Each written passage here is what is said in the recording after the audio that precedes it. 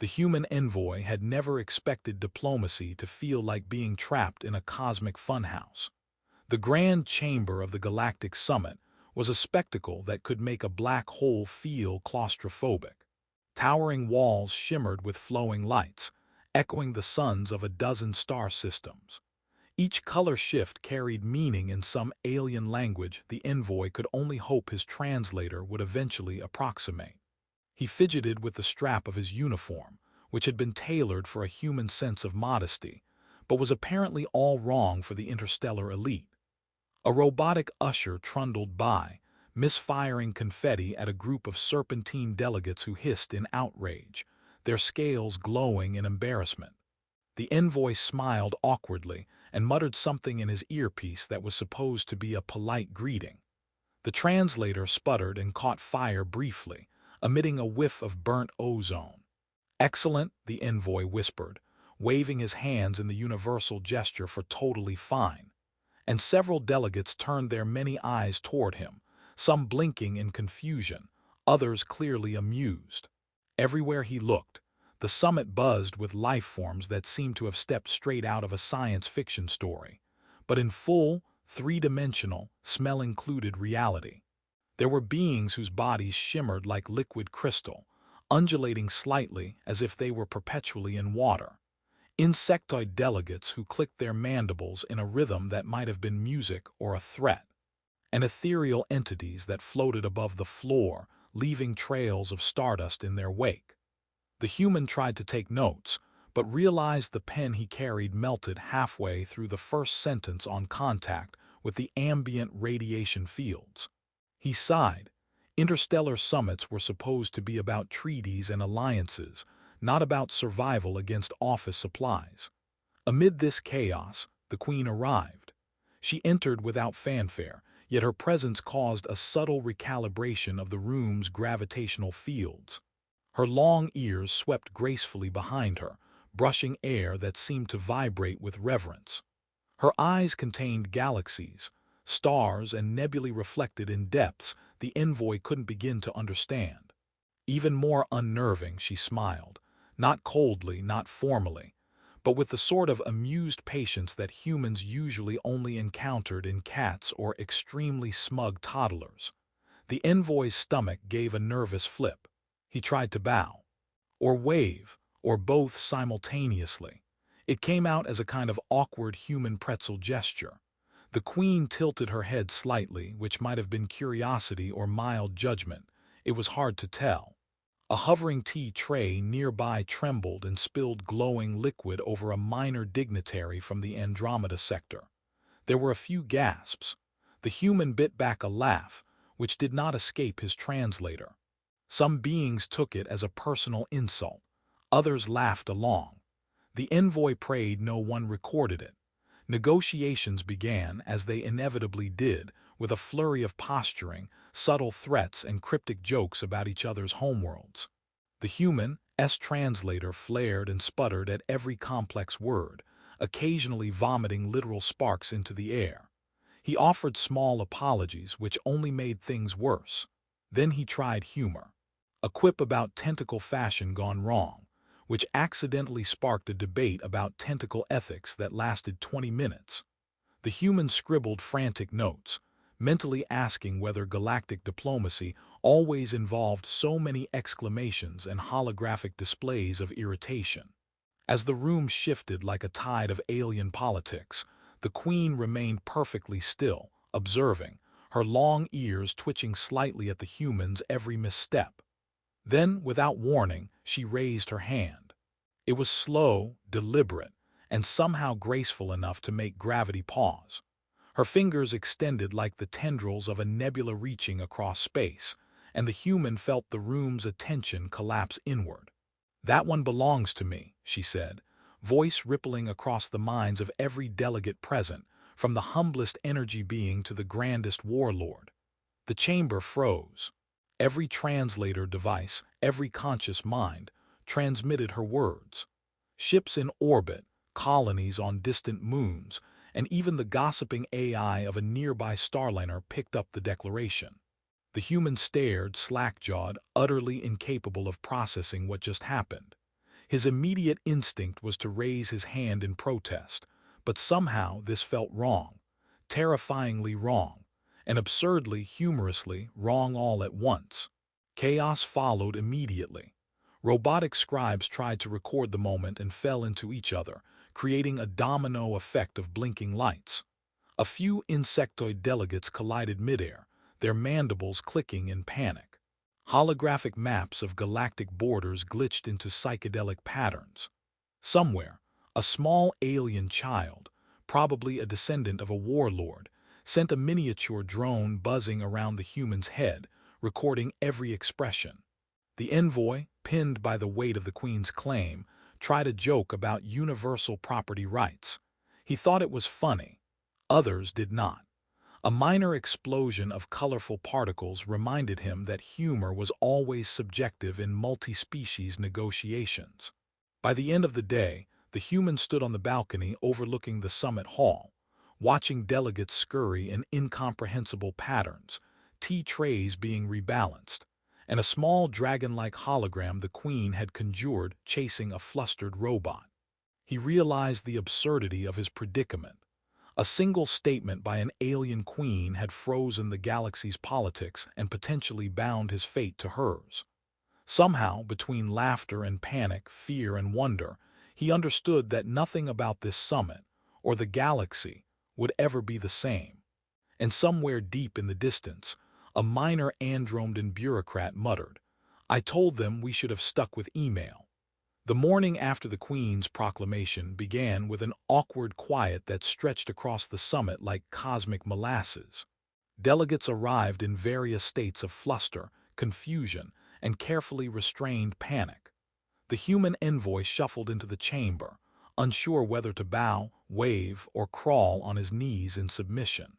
His translator chirped nervously, emitting occasional smoke rings that smelled faintly of fried noodles. Somewhere in the back, a group of telepathic crustaceans was muttering what could loosely be interpreted as, "Is he for real?" The envoy mumbled, apparently, and immediately wished he hadn't spoken, as the translator loudly projected it in the wrong dialect, causing 3 delegates to snort in unison. The Queen sat at the summit dais like she had been carved from starlight itself. Her long ears curved delicately, catching the ambient energy of the chamber, twitching occasionally as if responding to some private rhythm. She tilted her head and watched the human with an expression that suggested both amusement and mild exasperation. Somehow, even in a room filled with beings who could bend gravity, twist time, or evaporate matter with a glance, she managed to hold an authority that felt fundamentally unshakable. The human envied her composure and simultaneously wanted to apologize for breathing too loudly. Discussions resumed, with every faction trying to process the implications of the Queen's words. A holographic star chart flickered violently as a particularly argumentative energy being waved an arm, shouting something about unalienable rights of sentient beings, in a frequency humans could barely detect. The human scribbled furiously, realizing he had no idea which side he was supposed to support or oppose. He raised his hand and asked a simple question about trade tariffs, which somehow escalated into a debate on interdimensional ethics. A tentacle-wrapped delegate muttered something that sounded suspiciously like, "Humans really shouldn't try humor," and the envoy winced, muttering under his breath, "Noted." Lunch was a surreal affair. The human found himself seated beside a gelatinous diplomat, whose body oscillated like liquid mercury, and who had a habit of accidentally slurping food directly off the table. He attempted to offer polite conversation, only to be rewarded with a small geyser of glowing goo that landed neatly on his sleeve. A robotic waiter buzzed past, attempting to clean it up, but tripped over the envoy's foot, spraying more luminescent sauce into the air. The Queen, observing from her vantage point, let out a soft chuckle that rippled through the human's mind like a gentle vibration. It was terrifying and oddly reassuring. Somehow, despite the chaos, the human began to feel that he could survive this, if only barely. Political maneuvers began to take shape as the Queen's claim cast a long shadow. Delegates whispered behind transparent shields, consulting star maps that occasionally floated out of control due to ambient excitement. Alliances shifted in microseconds, some forming and dissolving with the grace of liquid metal. The human tried to follow along, but mostly ended up staring at the ceiling as tiny star-shaped drones performed synchronized aerobatics above his head. Occasionally, a drone would wobble and crash into a chandelier, eliciting muted laughter from the room. He laughed too, despite himself, realizing that humor was perhaps the only universal language that could momentarily soothe intergalactic tension. The Queen finally approached him, gliding silently through the throng of diplomats who instinctively parted like a shimmering sea. She stopped directly in front of him, her long ears brushing against the shoulders of nearby dignitaries in a manner that was simultaneously elegant and mildly inconvenient. "Do you understand what this means?" she asked, her voice soft yet commanding, carrying both amusement and a subtle challenge. The human blinked. I think I do." He immediately regretted his answer. His translator, sensing his panic, added a dramatic stutter that made him sound like a bumbling cartoon hero. The Queen's lips curved in the smallest hint of a smile, and she waved a hand. Suddenly, a small holographic projection appeared, displaying their names intertwined with a luminous ribbon that pulsed rhythmically. "It is binding," she said, and the human's stomach somersaulted. Over the next hours, the human attempted to navigate this bizarre and binding political relationship. He discovered that the Queen had a sense of humor that manifested in unpredictable ways. She conjured tiny illusions of themselves in ridiculous outfits, whispered absurd nicknames into his mind, and occasionally caused minor objects to levitate and perform ballet for no reason at all. Each display was part instruction, part test, part amusement. He could never tell which. Yet in the midst of the chaos he noticed something profound. She was teaching him, guiding him through the subtleties of galactic etiquette, interspecies negotiation, and even the absurdities of cosmic law. Every joke contained a lesson, every display a hint at the gravity of their bond.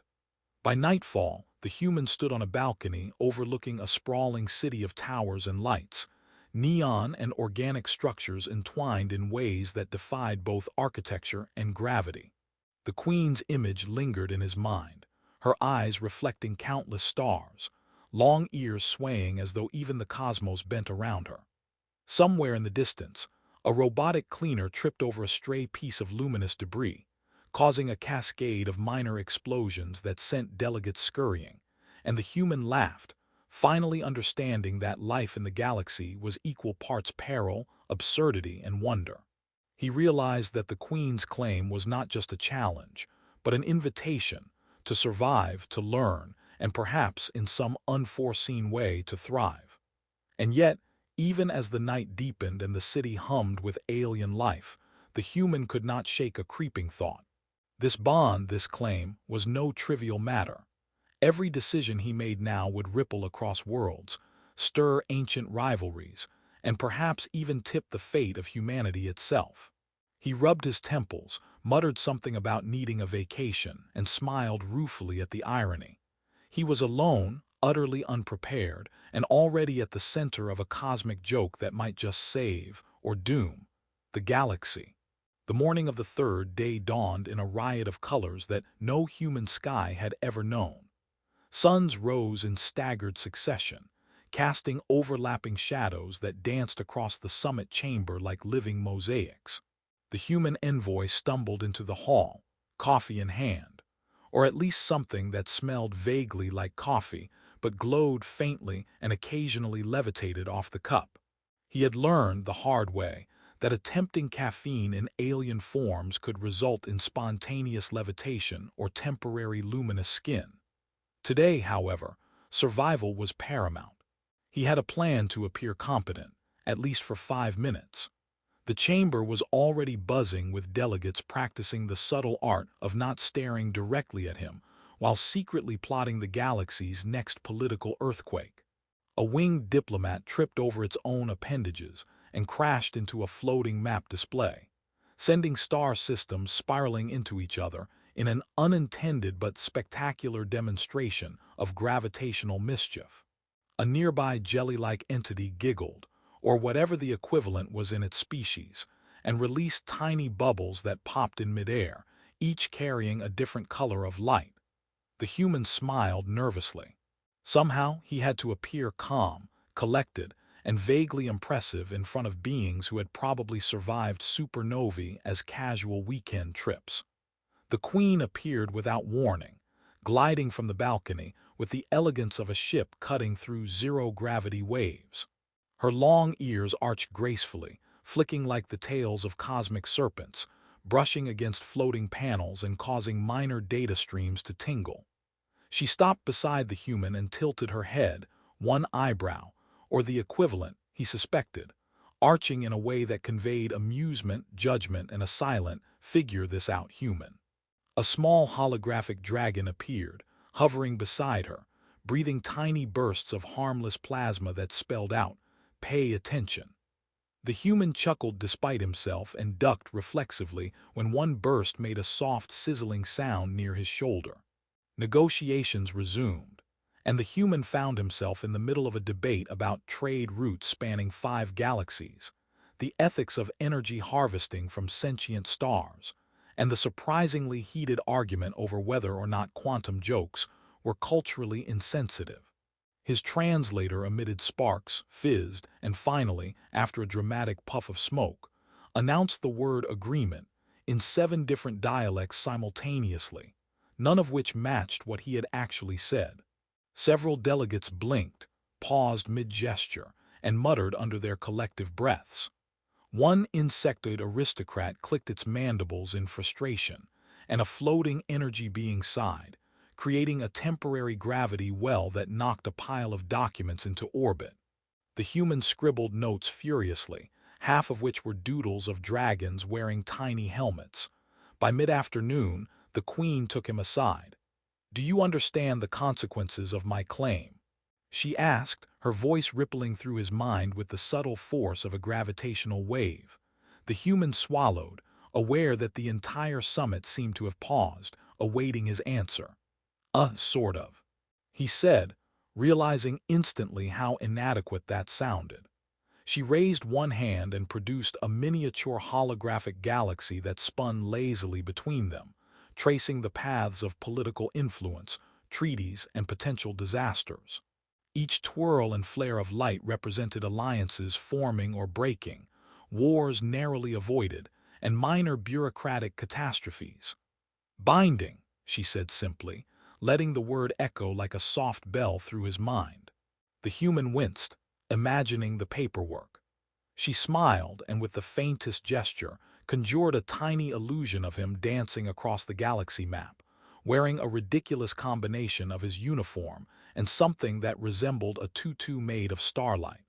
The human groaned and tried to bat the illusion away, but she simply laughed, a sound that seemed to bend space slightly, tickling the edges of his mind.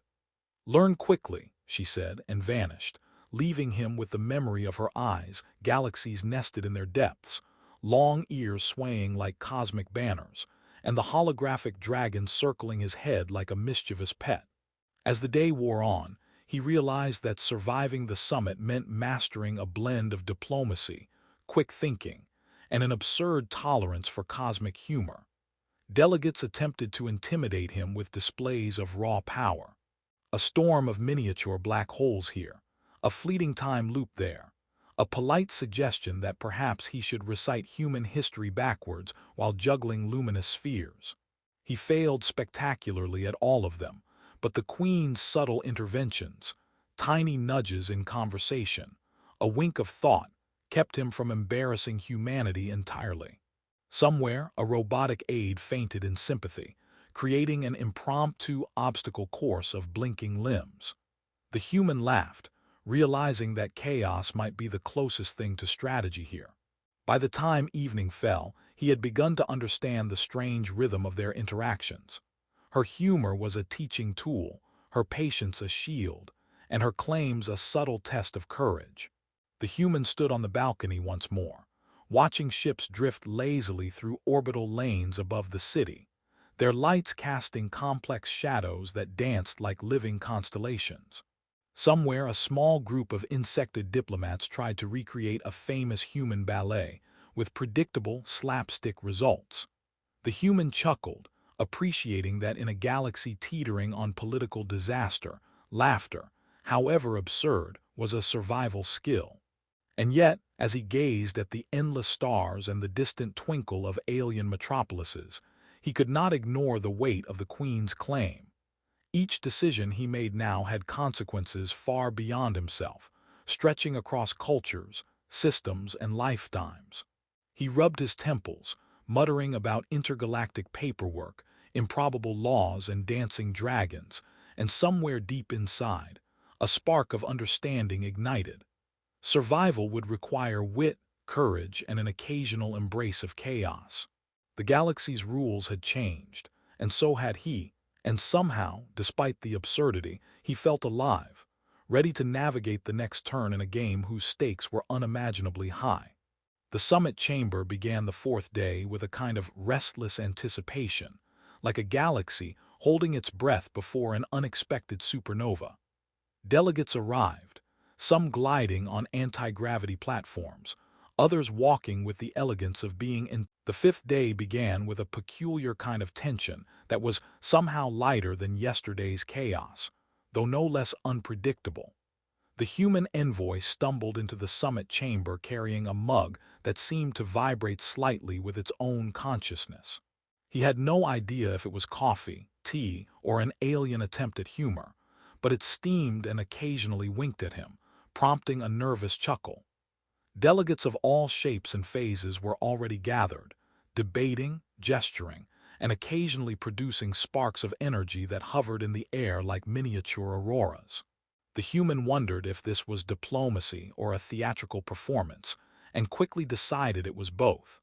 The Queen appeared at her usual vantage point, her long ears elegantly sweeping behind her like banners in a zero-gravity wind. She floated closer, and as always, the air around her seemed to shimmer, distorting the light from nearby stars in subtle, hypnotic patterns. Her eyes held the kind of calm patience that could make supernovae feel rushed. She tilted her head at the human envoy, and a tiny holographic dragon popped into existence, somersaulting through the air and letting out what sounded like a polite chuckle. "Focus," she conveyed telepathically, which the human took as both encouragement and warning.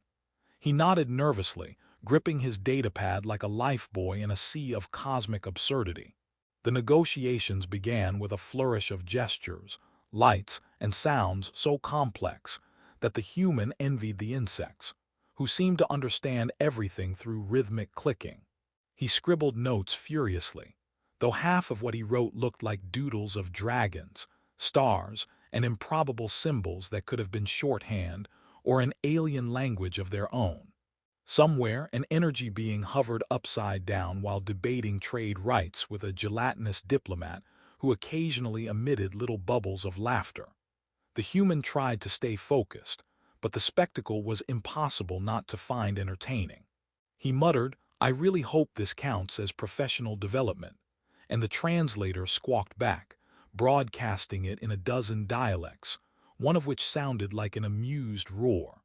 The Queen approached him again, her presence both terrifying and oddly reassuring. "Do you see the threads?" she asked, voice rippling like a subtle gravitational pulse. She gestured, and a three-dimensional holographic web appeared, connecting every delegate, alliance, and potential threat in luminous strands. The human squinted, trying to make sense of it. One strand wobbled like it was ticklish, and a small holographic dragon appeared, bouncing along it. "This is serious," he whispered, and the Queen's eyes twinkled as if she appreciated both his fear and his humor. "Yes," she said, "but even in seriousness, there is room for amusement." She flicked her fingers, and a cascade of glowing particles formed into miniature scenes of absurd interstellar accidents. A tentacled diplomat tangled in a ribbon of holographic data, a small robot spinning helplessly in a gravity well, and an ambassador literally chasing their own floating head. The human laughed despite himself, realizing that even cosmic power had a sense of humor. Afternoon brought unexpected lessons. The queen pulled him aside into a quieter chamber filled with floating spheres of light. "Observe," she said. Each sphere contained a miniature simulation. Trade negotiations that collapsed spectacularly, alliances that crumbled with a flick, and cosmic catastrophes narrowly averted. The human watched, fascinated, as she used humor to illustrate subtle points. One tiny hologram depicted a human envoy, almost exactly like him, slipping on a patch of glowing algae and inadvertently creating a treaty that prevented a star system from war. The human blinked. "That's me?" he asked. The queen smiled faintly, ears swaying. "You will make mistakes," she said, "but even mistakes can ripple into order if guided wisely, and occasionally comically." Back in the main chamber, chaos resumed its familiar rhythm. An interdimensional delegate accidentally projected themselves into a small pocket universe, where they argued with a duplicate of themselves. A floating librarian drone collided with a stack of quantum data crystals, which exploded in harmless but brilliantly colored sparks. The human envied the queen's calmness and realized that part of her bond with him was teaching patience and creativity under absurd conditions. She watched him from a distance, occasionally flicking her hand to conjure tiny distractions. A holographic cat chasing its tail through the air, a miniature meteor shower spelling out a cryptic message, or a robotic cleaner slipping dramatically into a soft-energy cushion. By evening, the human found himself on a balcony overlooking a city of towers, bridges, and drifting platforms that defied physics in ways that made human architects weep.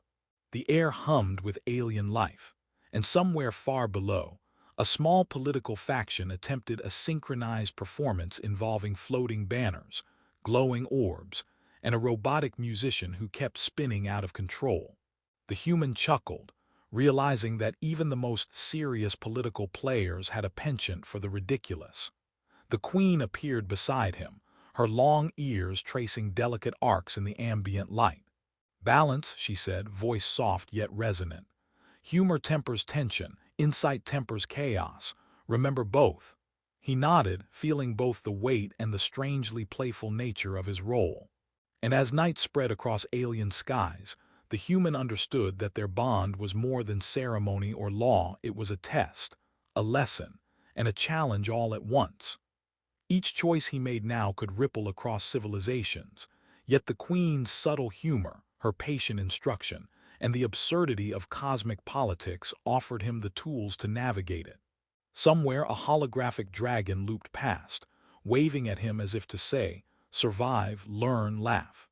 And the human smiled, realizing that the galaxy's future, chaotic as it was, might just depend on his ability to embrace both its danger and its infinite, absurd wonder. The sixth day opened with a subtle sense of foreboding that, to the human envoy, felt oddly like stepping into a zero-gravity funhouse where every mirror reflected some impossible version of himself.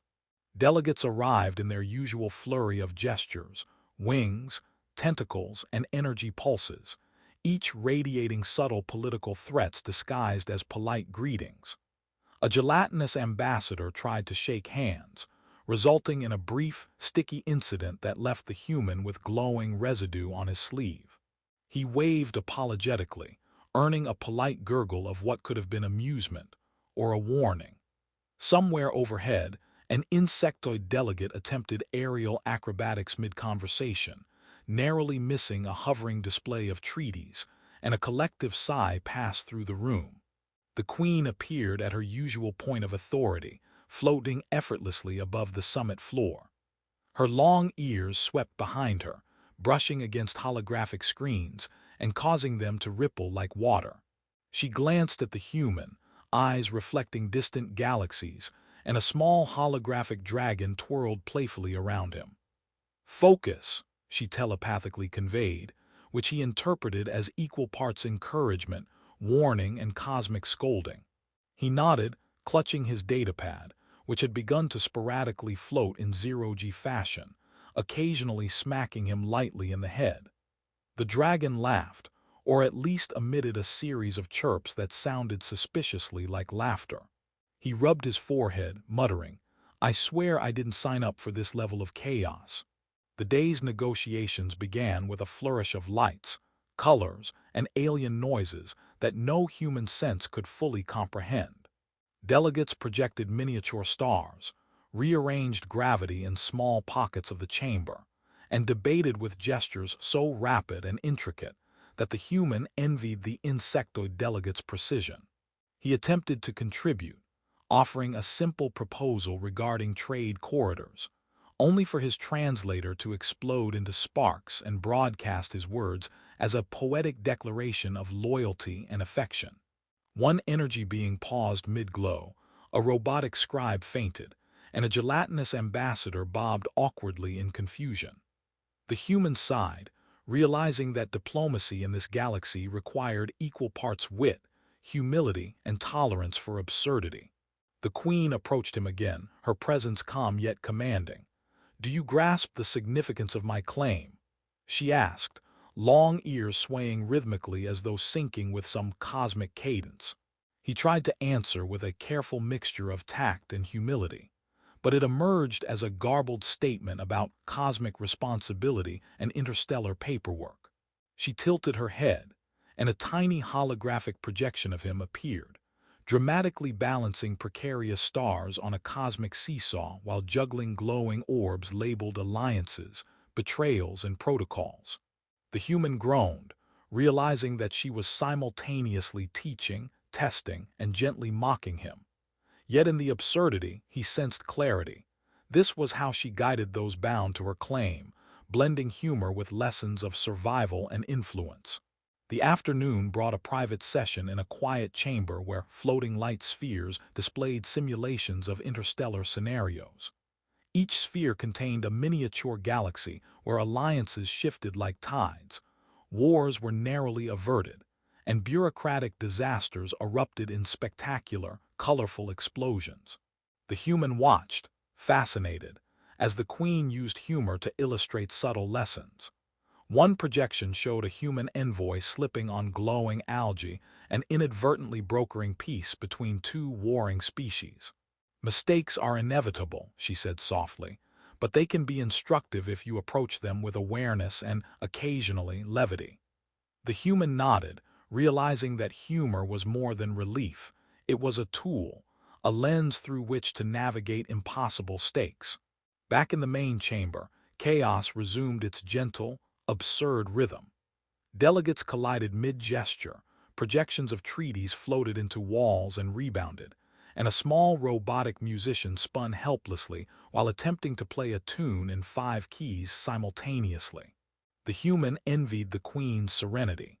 She moved through the mayhem with elegance, orchestrating the room as if it were a symphony of absurdity and politics. Every small prank, holographic illusion, and floating distraction served as instruction.